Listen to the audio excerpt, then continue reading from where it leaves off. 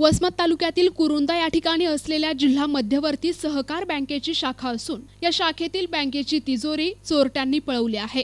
यामध्ये अंदाजे 7 लाखांच्या वर रक्कम असल्याची माहिती आहे। घटनास्थळी स्थानिक गुन्हे शाखा कुरुंदा पोलीस दाखल झाले असून पुढील तपास सुरू आहे।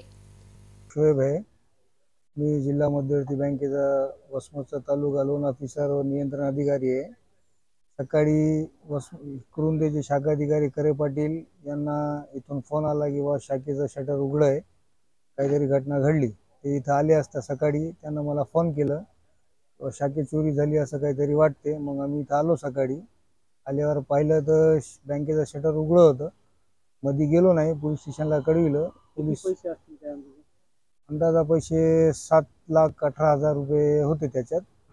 पोलीस अधिकारी आल्यावर आम्ही मध्ये गेल्यावर पाहिलं तर बँकेची तिजोरी सगळी फोडून नेलेली दिसली आम्हाला, असं इथं आल्यावर लक्षात आलं। तरी पोलिसांना सांगितलं, सकाळी सांगितलं। पहिल्या आम्ही मध्ये गेलो नाही, अगोदर पोलीस आली मग आम्ही गेलो। काय चालू आहे आता पुढे गुन्हा दाखल करायची प्रक्रिया चालू आहे। प्रतिनिधी नंदू परदेशी, NTV न्यूज मराठी, वसमत, हिंगोली।